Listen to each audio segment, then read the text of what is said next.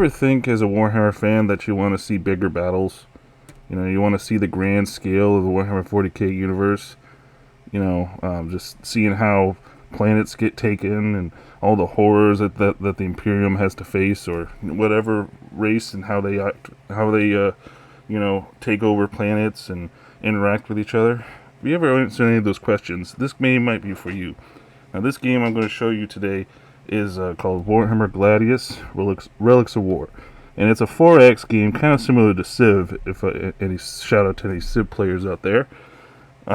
It's a pretty grand strategy. So it's over a planet, and you have to conquer it, build up like cities, towns, or whatever it is, depending on what race you have, and try to claim the planet for your chosen race. And it's pretty much the ideal Warhammer fans who grew up like me with the tabletop.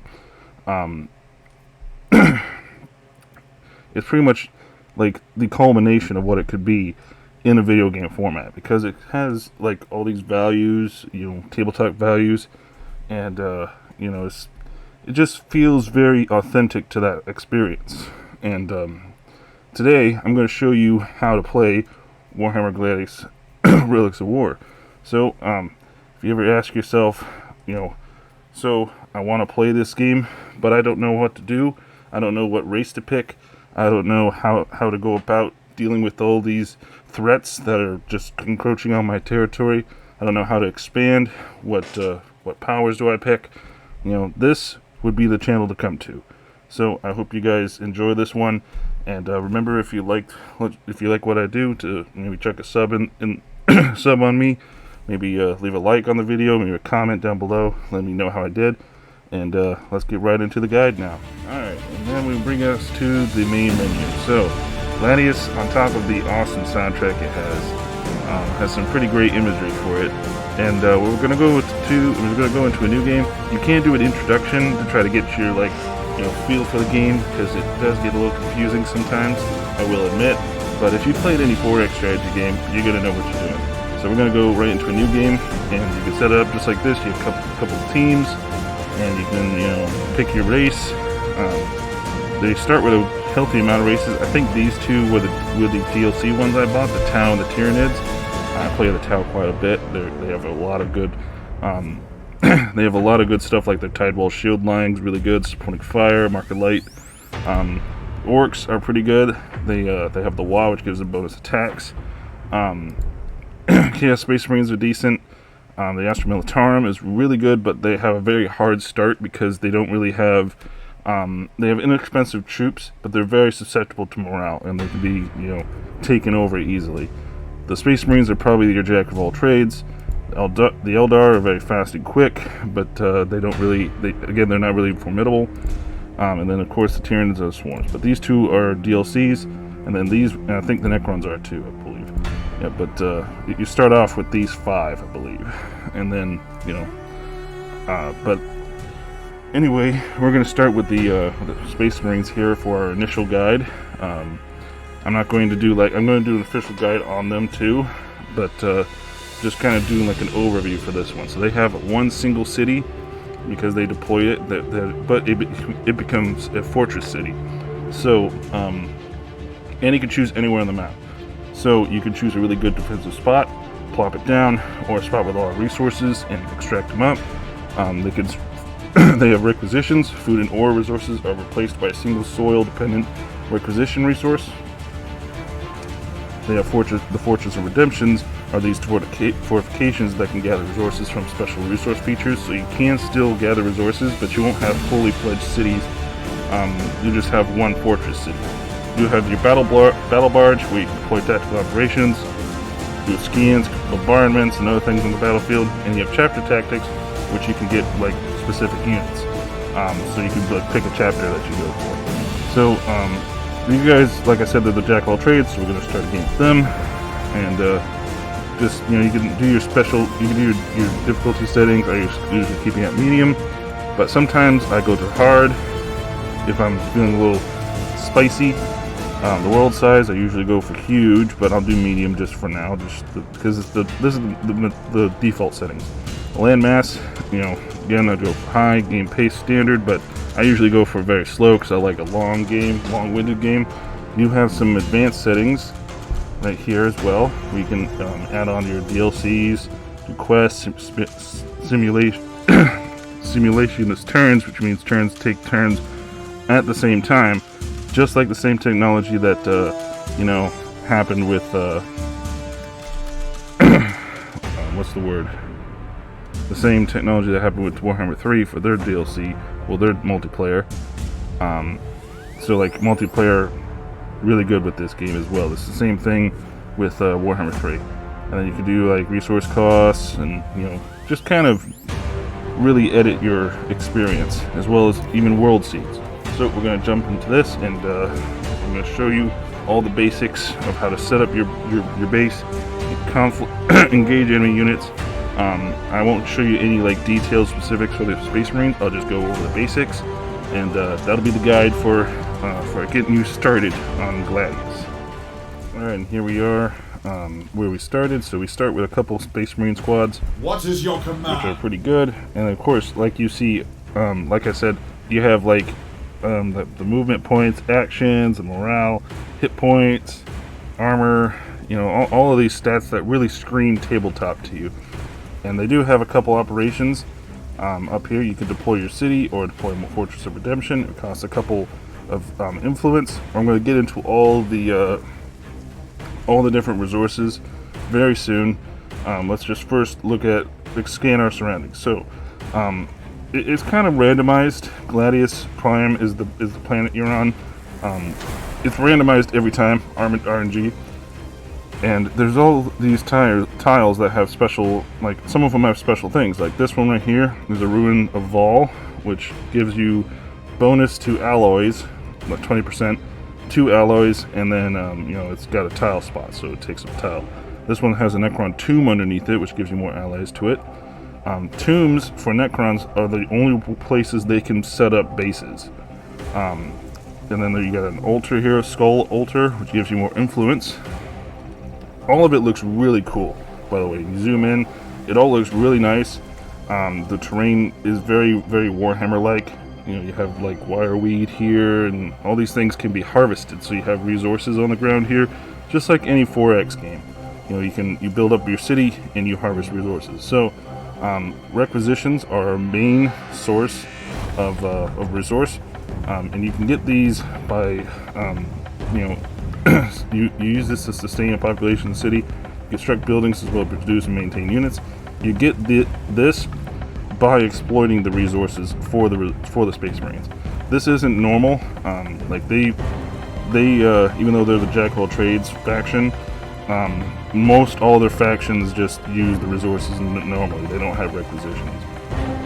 Energy. Energy used to maintain buildings as well as produce and maintain special units. And actually, I think, if I'm remembering right, I think they do have requisitions, but they just use requisitions differently. I think everyone else uses it too, but I don't think it's used the same. If I'm remembering correct, I don't know. I'm still learning myself. But I know the only thing I know is the Space Marines don't get as many debuffs from not having the other resources, and they don't really use much of the other resources than requisitions. So, anywho, they get bonuses to requisitions, bonuses to all these other resources based on what tiles they're on. And then, of course, energy helps power the buildings. Research is used to discover new technologies. Oh, that's right. This is research. They have research. I forgot, because the Astra Militarum has alloys. They have requisitions. Yeah, that's what it is. Okay, now I get it. But then, you have special things like skull altars, tombs, wireweed. You have all these different special things that you'll encounter. They do different things. They give you more influence. They give you some research, maybe some power, maybe some more requisitions. You have to exploit them after you've started taking territory. So we're going to start by deploying our city, and the game will recommend you where you should start. And it wants to start us here because we get a lot of requisitions, and we'll get a decent amount of research. And I agree.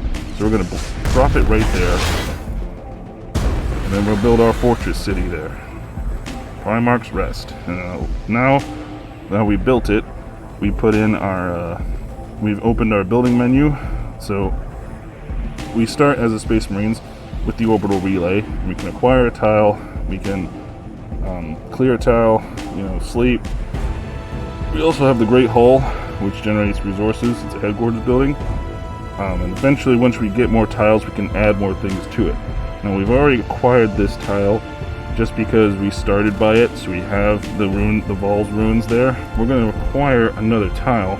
I'm going to acquire, even though this might hurt me in the future, this Necron tomb here. And we can set this up to queue as well. I'm going to queue a couple more tile acquirers, just so we can get more. And now that we are in the positive we're gaining resources now, we don't have to worry. All of the cities defend themselves pretty well, just like Civilization. If I remember back to Civilization 5, cities are really powerful in that game. And the same goes for this. The Space Marine city is buffed up insanely. Now, we do have movement points, and we can move, and we can even engage these Kroot Hounds too. Now, you might be wondering, what are these units? Why are they grayed out? Why are they like that? So, there is natural fauna all over. So there's natural units. That's one thing that differs from Civ. Like, Civ doesn't have, it has barbarians, but that's pretty much all you face that's not aligned. Warhammer Gladius has a lot of non-aligned units. Kroot Hounds are just one of the many amount of creatures that you'll face in this game, and they're nowhere near the most deadly. You could face mutants, you could face Catachan devils, you could face enslavers, you could face giant killer robots. There's so many things you could face, and you just have to clear it out. Not even mentioning the factions that you're fighting against. You also have to fight against the planet itself. What is your command? And I'm going to show you a little bit of combat here if I can reach these Kroot Hounds. We pretty much, as you can see, if I hover over the Kroot Hounds, we can see the attack estimate, how many casualties, how much damage we could do, and we can hold control to get our max damage, hold Alt to show the opponent's attacks, and hold Shift to keep it visible. But I usually try to do max damage. For holy terror! And then we send them down there, and that will do a lot of damage. And now they're ready. Down. And I'm probably going to send both of us over there. Conviction unyielding. All right. Now we can choose to make them hold the position, disband. We'll have them on Overwatch. Skip the turn. March unto the foe. Let me dump and fire over units too, and that kills that unit. We also, if you shoot over your forces, you do take a little damage, so that's not ideal. So now that we've destroyed that, and of course, like I said, there's more enemy, there's more wild units here, and you'll never run out of wild units to fight. You'll never run out. So now we're going to go into the research session. We could also deploy a Fortress of Redemption too to try to secure some resources. Like I could secure this thing of corn if I think I can. Can I not deploy it in the forest? I don't think I can. Yeah, I don't think I can. Well, maybe I have to have sight. That's probably what it is. I have to have sight on it, yeah. So let's deploy it here. Fortress of Redemption. The nice little fortress that we get. And then we can extend our sight range. And like all of these ones with this gray outline, we can claim those with a Fortress of Redemption for the Space Marines. Other places, they have to actually go in and claim them. But the Space Marines are different. And this is a nice little model as well, really cool looking. So now that we've done that, let's go to our research. So again, the tier research is pretty self-explanatory. You have to unlock a few of these before you get to tier 2, tier 3, and so on. And that's just like, these are buildings. You can unlock buildings, abilities, and this is another ability. Another ability from the, special ability, a unit, and then like a doctrine as well, which increases buffs certain units up. I think we'll get apothecaries so we can heal our infantry, but that's usually what I do for the Space Marines. But yeah, there's a whole bunch of different technologies, and that's pretty much the gist of it. You're just unlocking more things as you go down, but all the tech trees are pretty expansive, all the way up to the tier 10. They get really expansive, and then you have them up here.